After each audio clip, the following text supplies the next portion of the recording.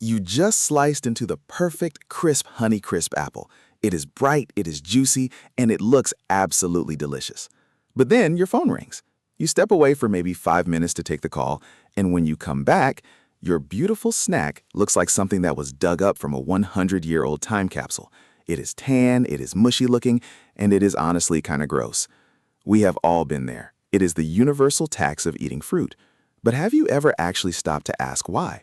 Why does this specific fruit turn into a brown mess the second it touches the air, while an orange or a grape can sit out for hours and look perfectly fine? Today, we are diving into the hidden chemistry of your kitchen, the secret evolutionary warfare happening on your cutting board, and the high-tech science trying to stop the brownocalypse once and for all. Let's start with the basics. What you are looking at isn't rot, at least not yet. When an apple turns brown in under 10 minutes, it hasn't gone bad. You are actually witnessing a chemical reaction called enzymatic browning. And to understand it, we have to look at the apple like a high-security fortress. Every single apple is made up of millions of tiny living cells. Inside these cells, there are different compartments. Think of them like separate rooms in a house. In one room, you have these things called phenols. Phenols are chemical compounds that the apple uses for all sorts of things, including flavor and defense. In a completely different room, you have an enzyme called polyphenol oxidase, or PPO for short. Under normal circumstances, these two things never meet. They are kept apart by the cell walls. It is a perfectly stable system, until you show up with a knife. When you slice into that apple, you are basically acting like a one-person wrecking crew. Your knife smashes through thousands of cell walls instantly. This causes the rooms to break open and the contents to spill out and mix together. Now, the phenols and the PPO enzyme are finally in the same space. But they still need one more ingredient to start the reaction: oxygen. As soon as the air hits that sliced surface, the oxygen acts like a match to a fuse. The PPO enzyme uses the oxygen to transform those phenols into something called quinones. And these quinones, they are very busy.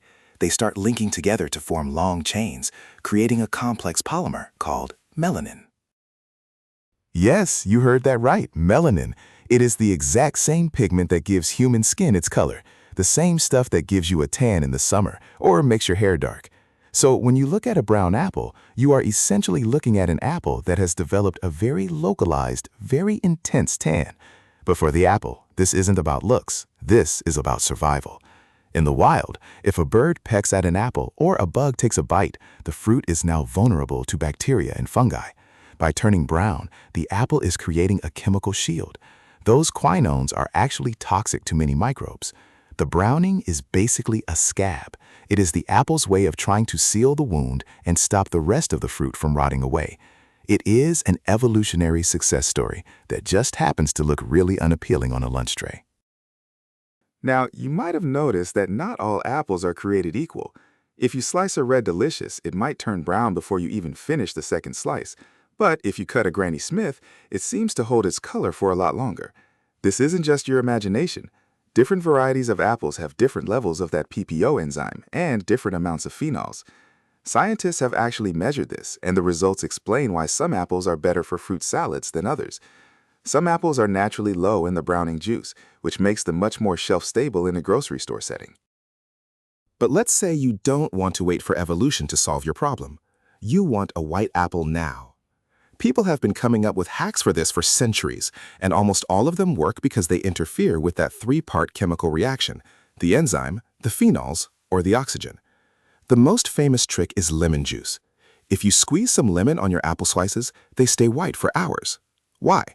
Well, lemon juice is packed with vitamin C, also known as ascorbic acid. Vitamin C is a powerful antioxidant. It literally fights the oxygen so the enzyme can't use it. On top of that, lemons are very acidic. The PPO enzyme is a bit of a diva. It only likes to work in a very specific pH range. When you drop the pH with lemon juice, the enzyme basically gets turned off and stops working. If you don't like your apples tasting like lemons, there are other ways. You can soak them in a bowl of water with a pinch of salt. The salt water prevents oxygen from reaching the surface of the fruit, and the chloride in the salt also inhibits the enzyme. Just a 1% salt solution is enough to keep them fresh without making them taste like the ocean. Or you could try honey water. Honey contains a peptide that can actually deactivate the browning enzyme. It is like a chemical off switch. Even just plain water helps because it acts as a physical barrier against the air. But the second you take them out of the water, the timer starts ticking again. If you really want to get hardcore, you can blanch them. If you drop apple slices into boiling water for about 60 seconds and then put them in ice water, they will never turn brown. This is because heat denatures the enzyme. It basically cooks the protein until it loses its shape and can no longer function. This is why apple pie or baked apples don't turn brown in the oven. The heat kills the browning process before it can even start. Of course, the downside is that you now have slightly cooked apple slices instead of crisp ones. But what if we could just change the apple itself? This is where things get really futuristic. For years, the food industry has been obsessed with solving the browning problem because it leads to a massive amount of food waste. In the United States alone, we waste over $161 billion worth of food every year, and a huge chunk of that is just produce that looks ugly or old because of browning. Enter the Arctic apple. This is a genetically modified apple that literally cannot turn brown. Scientists didn't add any weird chemicals or fish genes to it. Instead, they used a technique called gene silencing. They basically found the volume knob for the PPO enzyme and turned it all the way down to 0. When you slice an Arctic apple, the cells break, the phenols spill out, the oxygen hits, but the enzyme isn't there to trigger the reaction. You could leave an Arctic apple on the counter for 24 hours, and it would still look like it was just cut. This has sparked a lot of debate. Some people love the idea of less food waste and better-looking school lunches. Others are wary of GMOs and think the browning is a helpful indicator of how fresh the fruit is. After all, if an apple doesn't turn brown, how do you know if it is 1 hour old or 3 days old? It is a fascinating look at how far we are willing to go to satisfy our visual expectations of food. Because at the end of the day, that is what this is really about: psychology. A brown apple tastes almost exactly the same as a white one. The texture might be slightly softer, but the sugar content and the vitamins are still there. We have just been biologically programmed to avoid food that looks off. In nature, brown often means decay, so our brain screams, "Don't eat that," even when it is perfectly safe. So the next time you see your apple slices turning that rusty shade of tan, don't be disgusted. Take a second to appreciate the 1 million tiny chemical battles happening on the surface. It is a defense mechanism that has been perfected over millions of years of evolution. Your apple is just trying to heal itself. It is trying to fight off the invisible bacteria in the air. It is a tiny, delicious masterpiece of biological engineering. And if it really bothers you, well, there's always the lemon juice trick.